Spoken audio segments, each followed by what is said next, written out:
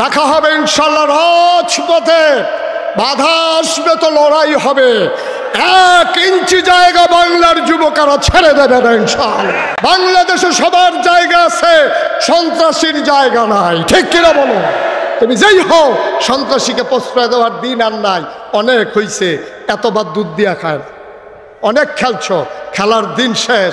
মসজিদের মিম্বারগুলো থেকে কোরআনের কথা বলার কারণে তোমরা ইমাম সাহেবকে আগামী শুক্রবার আগে ছুটি দিয়ে বিদায় করে দিয়েছো।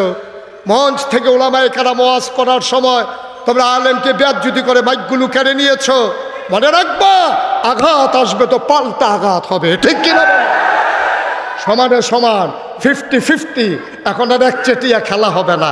যারা এখনো তো শেষ হয়েছে না, ঠিক যারা বলছিল খেলা হবে, খেলা শুরুর আগেই তারা ফালাই গেছে। ঠিক কিনা?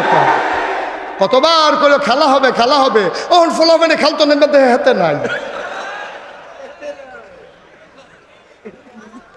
বেটা তামাশা মনে করছো না? মনে রাখবা, যে মানুষ জীবন দিতে শিখেছে তাকে আর মৃত্যুর ভয় দেখাইয়া লাভ নাই। যেইতে গাঞ্জা খায় তারে বিড়ির ডোর দেখাইয়া লাভ নাই, তারে বিড়িয়ে ধরে না। ঠিক কিনা কও? গাঞ্জা খায় অন্য বেটারে বিড়ি দেখাইয়া লাভ কি? হেতারে তো গাঞ্জায় দোটাতে টিকটিকি খায়। গাঞ্জা খায় অন্য বেটারে বিড়ির ডোর দেখায়। বেড়া আমার আবু সাইদ, পৃথিবীর একটা ইতিহাস তালাশ করে দেখো, এইভাবে বন্দুকের সামনে শিরা টান টান করে দেওয়ার মতো আমার আবু সাইদের মতো একটা যুবকও খুঁজে পাবা না। আমার মুগ্ধ পানি পানি করতে করতে পিপাসার্থ মানুষগুলোকে পানি পান করাতে করাতে রাজপথে ঢলে পড়েছে। এই যুবক বাংলা ছাড়া কোথাও হয় না। ঠিক কিনা বলো? যেই যুবকেরা পুলিশের সামনে সিনা টান টান করে দাঁড়াতে পারে, এই যুবকদেরকে তোমরা দাদা বাবুরা ভয় দেখাও। তোমাদের মনে নাই? তোমাদের মনে নাই? আমরা তোমাদের সীমান্ত এলাকায় আমার বিডিআর জওয়ানেরা যখন সোজা হয়ে দাঁড়িয়েছে, তোমরা পালাইয়া বেঁচেছ, লাশ পড়েছিল সীমান্তে। ঠিক কিনা বলো? শুধু পররাষ্ট্র নীতির কারণে, নতজানু নীতির কারণে আমার ফেলানির লাশ তোমরা কাঁটাতারে ঝুলিয়েছ। মনে রাখবা, যেদিন গেছে একেবারেই গেছে, ফেলানির রক্ত বৃথা যেতে দেওয়া হবে না ইনশাআল্লাহ।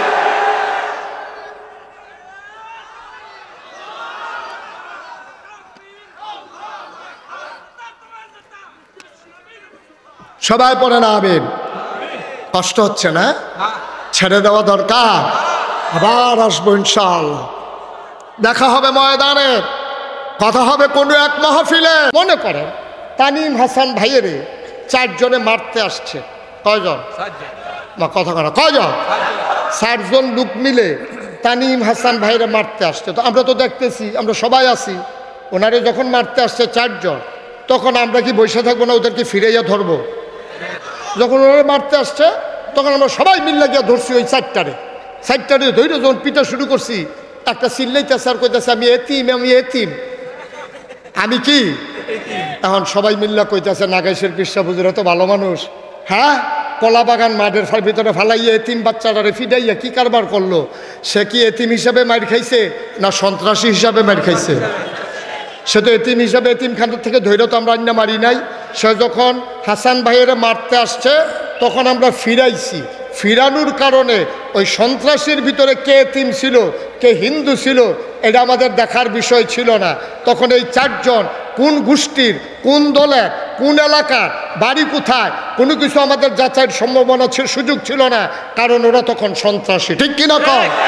এই বাংলাদেশেও যখন তোমরা সন্ত্রাসীর ভূমিকায় আসো, তোমরা যখন সন্ত্রাস করতে চাও, তখন মুসলমানেরা যখন প্রতিহত করে, আইন শৃঙ্খলা রক্ষাকারী বাহিনী যখন তাদেরকে অ্যারেস্ট করে, চিন্ময় দাস তাকে হিন্দু হিসাবে ধরা হয় নাই, তাকে ধরা হয়েছে রাষ্ট্রদ্রোহী হিসাবে। ঠিক কিনা বলো?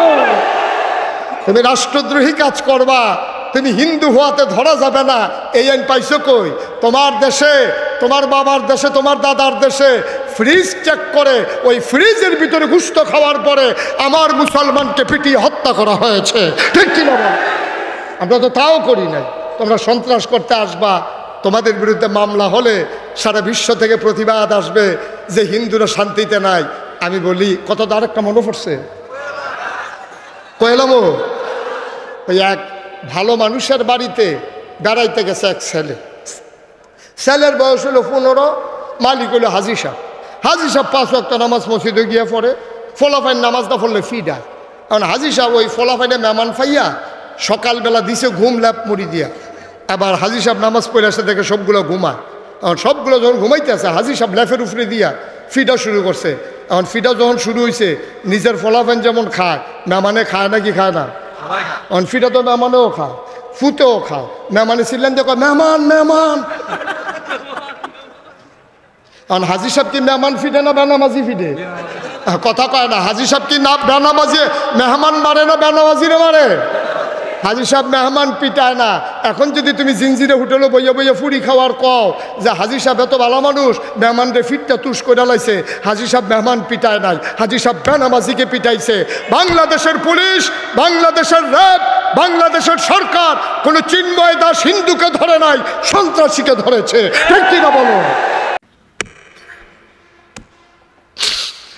আমি তাড়াতাড়ি করে ঘরের বাইরে গেলাম। ঘরের বাইরে যাওয়ার পরে মোহাম্মদকে আমার এক বুকে লাগাইলাম। মোহাম্মদ চপ চপ চপ চপ করে দুধ খায়। আমি মনে করলাম এবার ওই বুকে একটু দুধ খাক, আমি আবার এই বুকে দিলাম। মোহাম্মদ আর খায় না।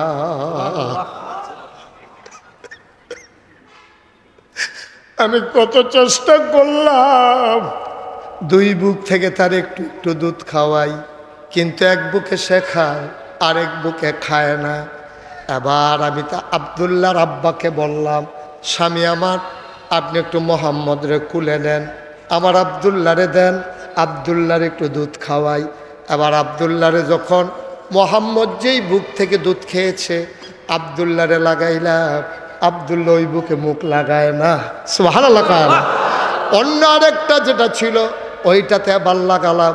আবদুল্লাহ চুপচাপ চপ চপ করে দুধ খায়।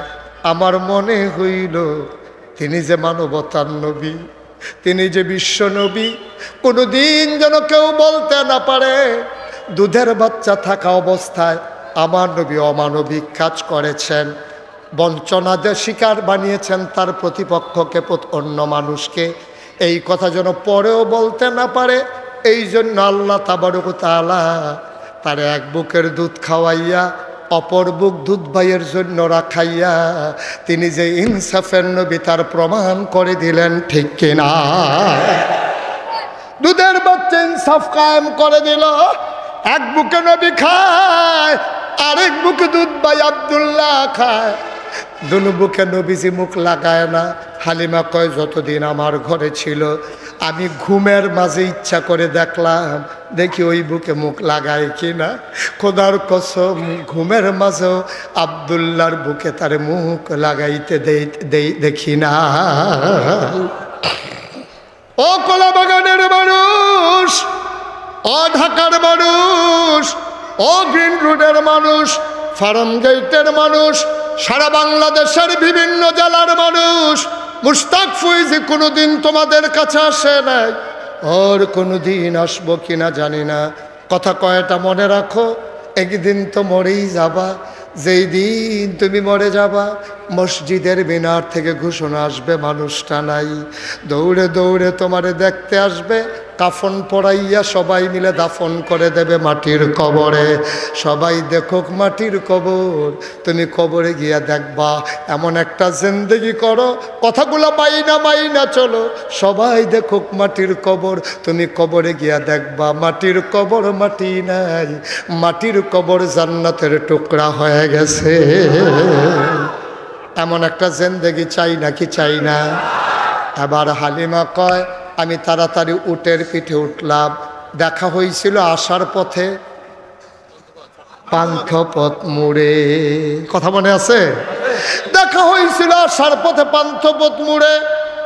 এবার ওরা যখন সামনে আগায় আর হালিমা মোহাম্মদ আল্লাহর নবীকে নিয়ে রওনা দিয়েছে, পান্থপথ পার হয়ে ওই যে ডাক্তারদের চেম্বারগুলো, ওই অফিসটাও পার হয় নাই, ওই ভবনটাও পার হয় নাই। পিছনে খটখট খটখট আওয়াজ শোনা যায়। সবাই মিলে চমকে উঠলো, থমকে দাঁড়ালো, সবাই আশ্চর্যান্বিত হয়ে গেল। পিছনে তাকায়া দেখে হালিমার ওট হাঁটে না, হালিমার ওট এখন ঘোড়ার চাইতে আরো জোরে দৌড়ায়। সবাইকে পিছনে ফেলে হালিমার উট আগাইয়া যায়। হালিমার বান্ধবীরা ডাক দেয়া কয়, ও বান্ধবী, বান্ধবী সই আমার ওই যে কি কয় কলা বাগান গিয়া ওট বদলাইছ নাকি? হালিমা ডাক দেয়া কয়, কে দেবে আমার ওট? ওট তো আমার আগেরটাই। কয় মিথ্যা বইল না, যে উট আসার সময় পান্থপথ মুড়ে পেছনে পড়ে যায়, আর এই উট এখন আমাদেরকে ফেলে সামনে চলে যায়। নিশ্চয়ই তুমি উট বদলাইছ। কয় খোদার কসম আমি উট বদলাই নাই। কয় তো উট এমনে দৌড়ায় কেন? আমি কেমনে বলবো উট কেন দৌড়ায়? কয় কে বলতে পারবে? কয় আমার স্বামীও পারবে না। কয় পারবে কে? কে জানে উট কেন দৌড়ায়? কয় আমার ছেলে আব্দুল্লাহও জানে না। কয় জানে কে?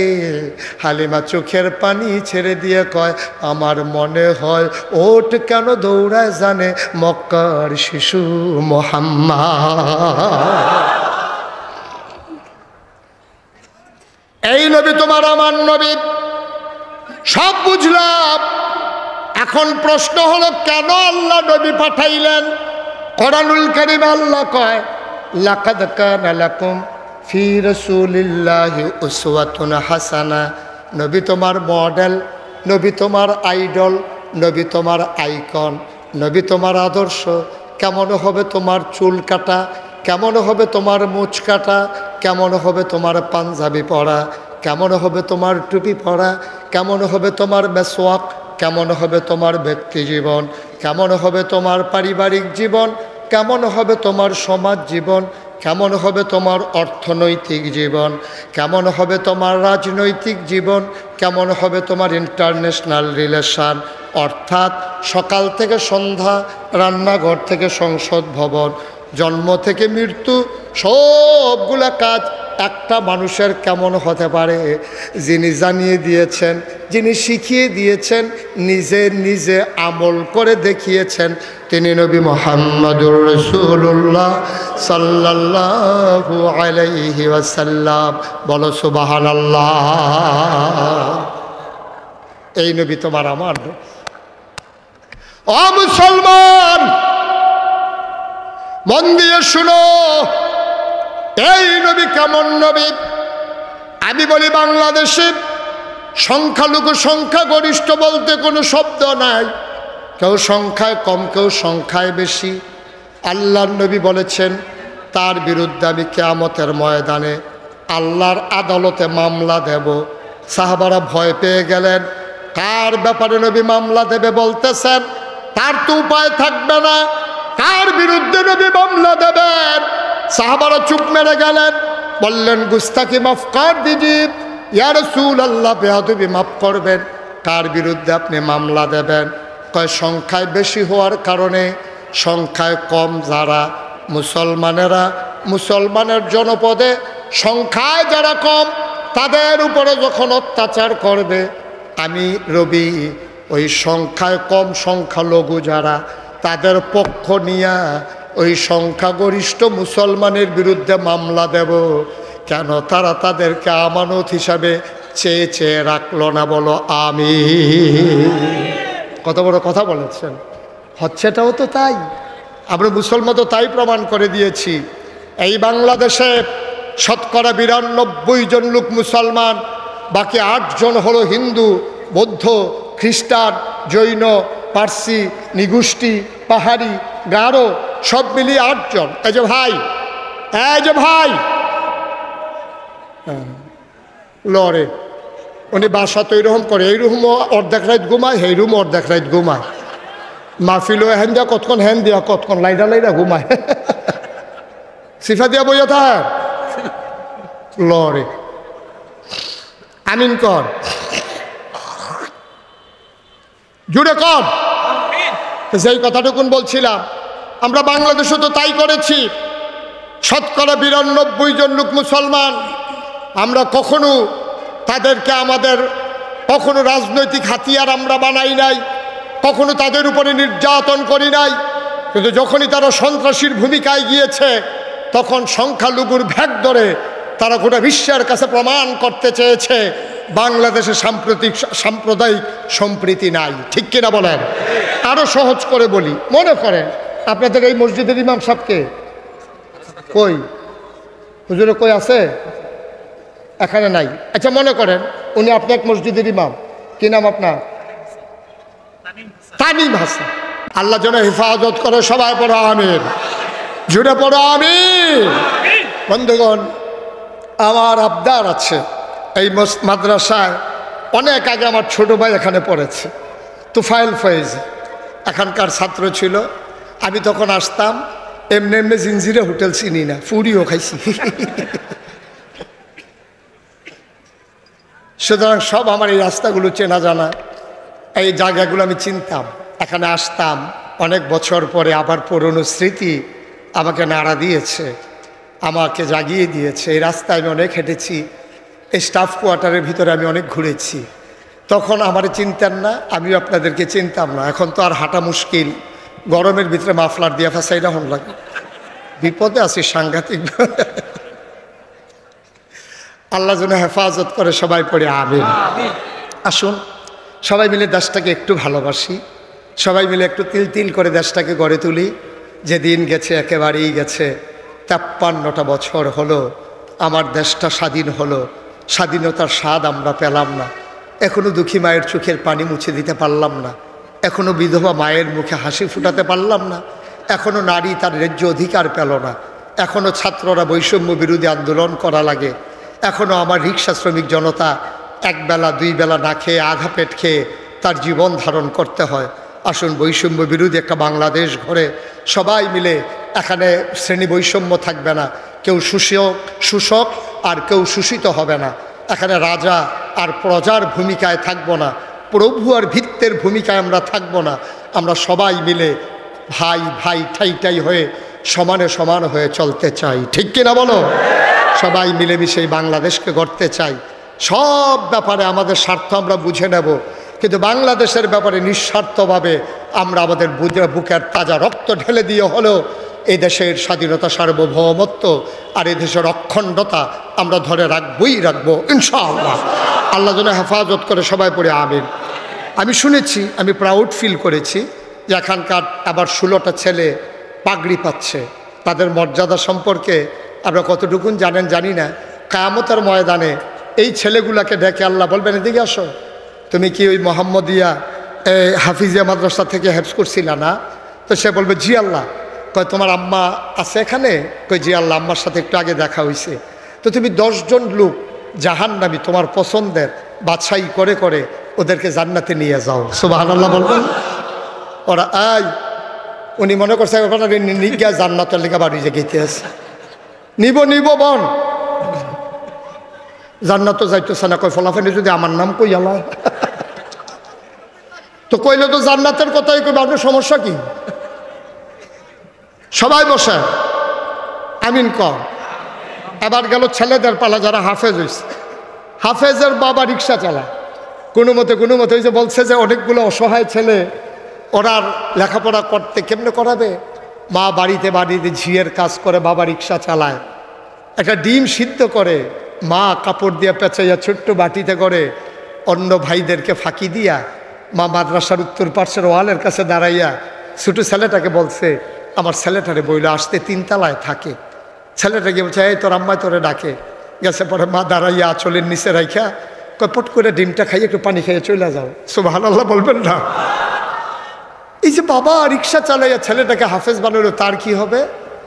আল্লাহর নবী কয়, কিয়ামতের ময়দানে রিক্সাওয়ালা তখন উঠবে, অবাক বিশ্বে সবাই তাকাইয়া দেখবে তার মাথার উপর একটা নূরের টুপি, গোটা যা ওই হাসরের ময়দানটা চমকাইতেছে। ভারতীয় উপমহাদেশের বাদশাহ শাহজাহান, ওনার ছেলের নাম বাদশাহ জাহাঙ্গীর, ওনাকে বলতো জিন্দা পীর। টুপি সেলাই করে সংসার নির্বাহ করতেন, কোরআন শরীফ লেখে লেখে বিক্রি করে হাদিয়া পাইয়া সংসার চালাইতেন। ওনার ছেলে হাফেজ হয়ে গেছে, বাদশাহ জাহাঙ্গীরের ছেলে। ছেলের হাতে ধইরা দাদার কাছে নিয়ে গেছে বাদশাহ শাহজাহান। বাদশাহ শাহজাহান কয়, জাহাঙ্গীর এরা কে? আব্বা আমার ছেলে আপনার নাতি হাফেজ হইছে। আবার বাদশাহ শাহজাহান কাঁদতেছেন, আব্বা আপনার নাতি হাফেজ হইছে, আপনি কি খুশি হন নাই? খুশি হইছি, তবে তোমার সাথে একটু হিংসা লাগতে আছে। আব্বা বুঝলাম না কিসের হিংসা? আল্লাহর নবী বলেছেন হাফেজের মাথা, বাবার মাথায় নূরের টুপি থাকবে। তুমি তো হাফেজের বাবা, তোমার মাথায় তো নূরের টুপি থাকবে। আমি বাদশাহ শাহজাহান, আমার একটা ছেলেও তো হাফেজ বানাইতে পারি নাই, আমার মাথায় তো নূরের টুপি হবে না। কথাটা বাদশাহ জাহাঙ্গীরের কলিজায় গিয়া লেগেছে। দুইটা কাপড় নিয়ে ঘর থেকে বের হয়ে গেছে। নাই নাই তো নাই, কোথাও বাদশাহ জাহাঙ্গীরকে খুঁজে পাওয়া যায় না। 3-3.5 বছর পরে তিনি ঘরে ঢুকলেন। বাবা শাহজাহান জড়াইয়া ধরলেন, বাবা কই গেছিলাম আমারে ফালাইয়া? কয় আব্বা, ও আব্বা আমি কই গেছিলাম আপনি জানতে চান? আপনি যে বলছিলেন কিয়ামতের ময়দানে আমার নূরের টুপি হবে, আপনার হবে না, আপনার মাথায়ও যেন নূরের টুপি হয়, ওই ব্যবস্থা করে দিয়ে আসলাম। বাপ বেটা দুইজন নূরের টুপি মাথায় দিয়ে হাঁটবো, কারণ আমিও হাফেজ হয়ে গেছি, তার ছেলে বাদশাহ জাহাঙ্গীর। সুবহানাল্লাহ বলবেন না? এই মাদ্রাসাটা, এই মহল্লায় যারা থাকেন, আপনার মেয়ের বিয়ে হবে, বাবুর্চি এসে জিজ্ঞেস করেছে কতজনের রান্না করব? 250 রান্না করো। কই যে শুনলাম 150 জন বরযাত্রী আসবে, 250 কেন? কারো কই কি আমার মেয়ের বিয়ে হবে, মোহাম্মদিয়া ছেলে মাদ্রাসার হাফেজ ছাত্ররা একবেলা খাবে না, কিসের বিয়া? সুবহানাল্লাহ বলবেন না? 150 লোকের বরযাত্রা আর 500-100 হইল হাফেজ ছাত্র, এই 250 লোক বৈশা বৈশা খাবে প্যান্ডেলে। আপনার ছেলে বিদেশে যাবে, নিয়ত করেন এই মাদ্রাসায় প্রথম মাসের বেতনটা আপনি দিয়ে দেবেন, আপনি বোনাস পাবেন। নিয়ত করেন আমার ছেলের নতুন পাঞ্জাবি হবে, মোহাম্মদিয়া মাদ্রাসার এতিম বাচ্চাটার নতুন পাঞ্জাবি লাগবে না, তার ঈদ নাই, আমি অর্ধেকটা বোনাসের টাকা আমি এতিমখানার ওই বাচ্চাদের জন্য দিয়ে দেব, যেন ওরাও ঈদের দিনে সমহারে অংশীদার হয়ে ওদের আনন্দ আমাদের আনন্দ আমরা যেন ভাগাভাগি করে নিতে পারি। তাহলেই বৈষম্যহীন, বৈষম্য বিরোধী বাংলাদেশ হবে। ঠিক কিনা বলেন? সুতরাং আমি আর ওই দিকে গেলাম না, আপনারা আপনাদের মতো করে গুছিয়ে নেবেন। রাত যেহেতু অনেক, সকালে অফিসে যাওয়া লাগবে। কিন্তু একটা মনের কথা আমাকে বলতেই হবে, বলে নেব। আজকে 33 বছর মোশতাক ফয়েজি মাহফিল করি, 33 বছর। এই 33 বছর মাহফিল করতে করতে মাহফিলের ভিতরে একটা অভিজ্ঞতা জন্মাইছে আমার। আজকে তোমাদের কলাবাগান মাঠে মাহফিল করতে এসে মন সাক্ষী দিয়েছে তোমাদের মাহফিল আমার আল্লাহ কবুল করে নিয়েছেন। একটা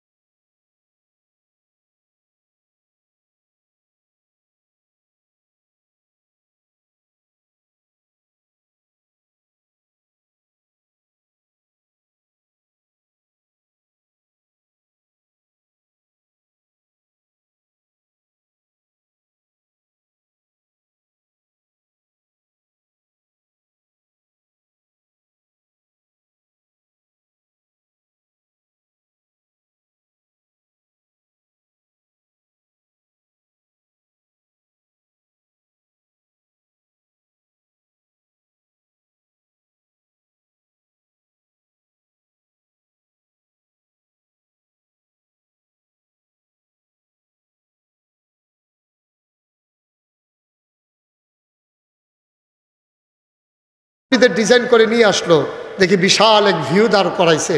বললাম এই মসজিদ কত বড়?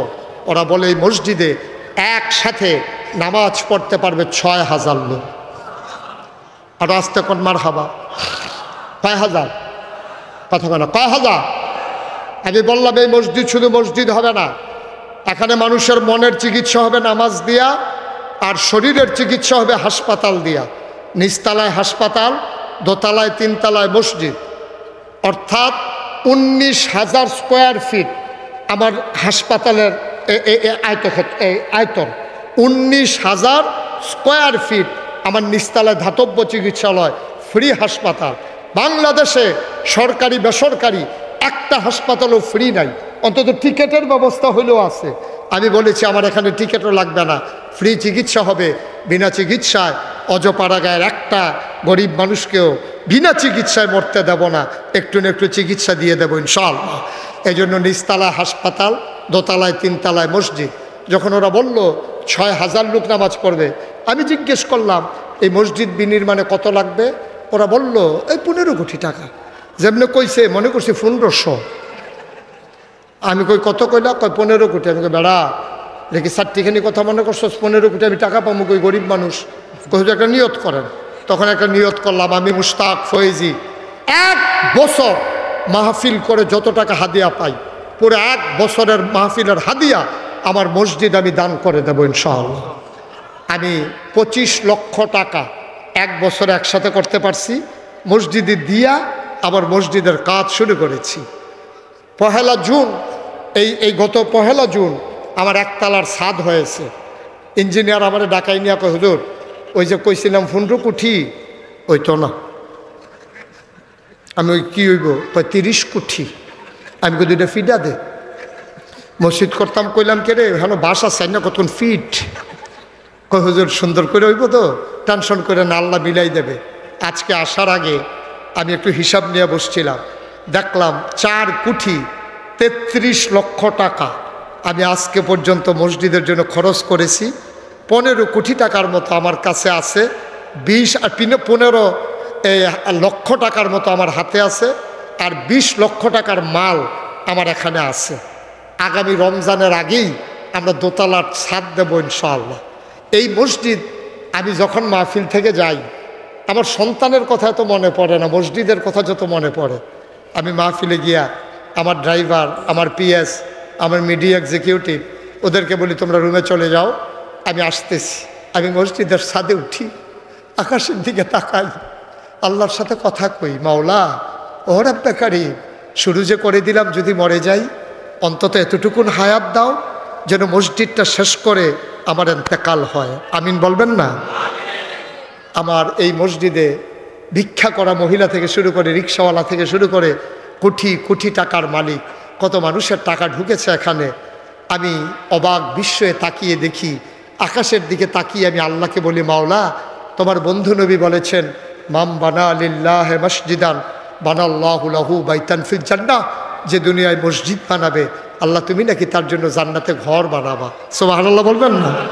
আমি চাই আপনারা রাজধানীর মানুষ, সারা বাংলাদেশের মানুষ, আপনারা পরিশ্রম করা খেটে খাওয়া মানুষ, আপনাদের মাঝ থেকেও আপনারাও অন্তত যে মানুষটা আমি বলার আগে তার মায়ের নামে বাবার নামে দোয়া চেয়ে ১,০০০ টাকা আমার মসজিদের জন্য দিল, আমি চাই এখানে যারা আছেন অন্তত ২টা টাকা দিয়ে হলেও আমার এই মসজিদ বিনির্মাণে আপনি গর্বিত সদস্য হবেন, যেন আপনি গর্ব ভরে বলতে পারেন নাগাইশের সেই ৩০ কোটি মসজিদের বাজেটে আমিও সেখানে শরীক আছি ইনশাআল্লাহ। এখানে অনেক লোক আছে, ইচ্ছে করলেই ১০০ বস্তা সিমেন্ট দিয়ে দিতে পারে, ইচ্ছে করলেই ২০০ বস্তা সিমেন্ট দিয়ে দিতে পারে। মাশাআল্লাহ। আমার ভগ্নিপতি, আমার ছোট বোন জামাই ডাক্তার জাহাঙ্গীর আপনাদের মডার্ন হাসপাতালে আছেন, অনেক প্রথিতযশা ডাক্তার, উনি ইনশাআল্লাহ বিয়ে করেছেন, কি জানি প্রফেসর, এখন ইনশাআল্লাহ এখানে মডার্নে আছেন, যাবেন। মানুষের সেবা করার মন মানসিকতা আছে। ডাক্তার জাহাঙ্গীর আলম উনি ২,০০০ টাকা দিয়েছেন, আমার সভাপতি মাহফিলের ১,০০০ টাকা দিয়েছেন। জি, এই ভাই পকেটে যা ছিল ওইটাই নিয়ে আসছে। মাশাআল্লাহ।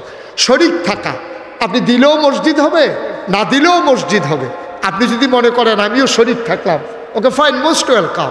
আহলেন সাহলেন মারহাবা, আপনাকে স্বাগতম। ডাক্তার ডাক্তার ফয়েজুল ইসলাম, আমার আব্বার নাম ফয়েজ আহমদ, ওনার নাম ফয়েজুল ইসলাম, নামের একটা অংশের মিল আছে। উনি মসজিদে কিছু টাকা দিয়েছেন, মাশাল্লাহ। আমার আরেক ভাই দিয়েছেন। একটা লুকও দয়া করে খালি যাবেন না। মাহফিলের যারা স্বেচ্ছাসেবক আছেন, আপনি ইচ্ছে করলে মসজিদের জন্য আপনি একটু সহযোগিতা করতে পারেন, আপনি একটু সহযোগিতা করতে পারেন আমার এই মসজিদের জন্য। সবাই মিলে একটু, হ্যাঁ জি ঠিক আছে। এই যে আমার দরবারের বিশিষ্ট খাদেম উনি আছেন, আরও আমার যারা আছেন, বিশেষ করে ভলেন্টিয়ার যারা আছেন, একজন লোক উঠবেন না, আমরা আব্বা আম্মার জন্য দোয়া করব। ব্যাগ দরকার, আপনি পাঞ্জাবির ভিতরে এভাবে নিয়ে নেন। মাশাআল্লাহ, উঠা যাবে না, পারলে দেবেন, না পারলে নাই, উঠার দরকার নাই। আমরা সবাই মিলে এটা নিচে রাখতেন দেন, অসুবিধা নাই। নবীনগর ব্রাহ্মণবাড়িয়াতে বাড়ি, উনি আমার ভাই, কিছু শরীক হয়েছেন, আল্লাহ যেন হেফাজত করে দেন। ঠিক আছে, আমরা আপনারা উঠে আসার দরকার নেই, ছেলেরা আসবে, ভলেন্টিয়ার যারা আছে ওরা আপনাদেরকে সহযোগিতা করবে ইনশাআল্লাহ। আমরা সবাই মিলে তওবা করি, যারা পারেন টাকা দেন। ওকে ফাইন দাও, ওই বাচ্চাটার বাবা মারা গেছে, এবার হাফেজ হয়েছে, তোমার মাথায় পাগড়ি পরালাম। ও মাশাআল্লাহ মাশাআল্লাহ, দেখছেন ছেলেটার বাবা নাই, মাথায় পাগড়ি পরিয়ে দিলাম, হাফেজ হয়ে গেছে। মারহাবা বলবেন না? সবাই মিলে আমরা তওবা করি। উঠার দরকার নাই তো ভাই, পারলে দেবেন, না পারলে নাই, টাকা লাগবে না। তারপর উঠতেছেন কেন? জি দেন না, এখানে দেন। ওকে, চান্দোলা বাড়ি আমার পাশের গ্রাম, ওখান থেকে মাশাআল্লাহ দেন, এদিক দিয়ে দেন। আল্লাহ যেন কবুল করে, আমরা প্রাণ ভরে দোয়া করবো ইনশাআল্লাহ। সবাই আমার সাথে পড়েন, আউযু বিল্লাহি মিনাশ শাইতানির রাজিম। জুড়ে পড়েন সবাই। আর ছেলেরা আসতেছে, আপনি একটু সহযোগিতা করেন, একটু ভেতরে যান। সবাই আমার সাথে পড়েন, আউযু বিল্লাহি মিনাশ শাইতানির রাজিম,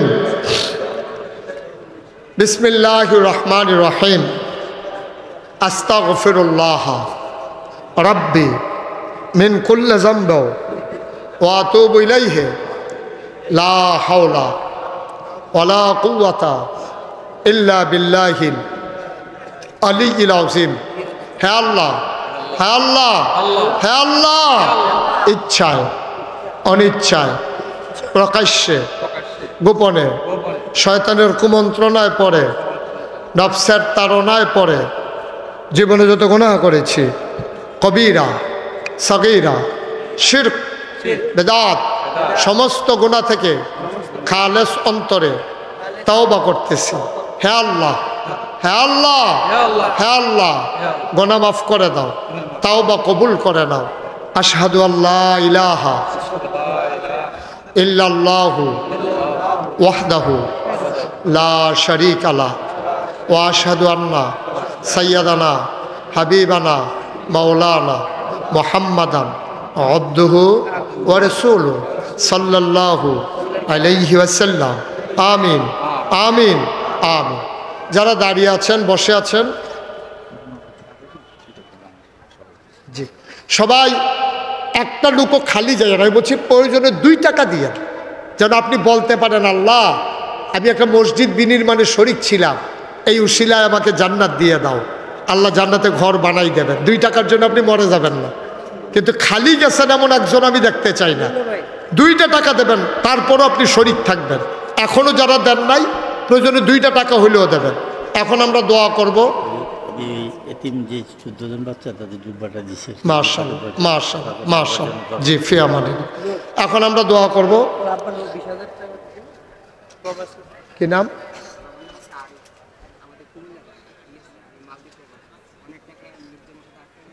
এতক্ষণ না কেন, সংক্ষিপ্ত বলো। একটা ছেলে কুমিল্লাতে বাড়ি, মালদ্বীপে থাকে, ওর বাবার নামে ও 20,000 টাকা মসজিদে দেবে। আল্লাহ যেন কবুল করে, সবাই পড়ে আমিন। আপনি ফোন নাম্বারটা দিয়ে দেন ওরে।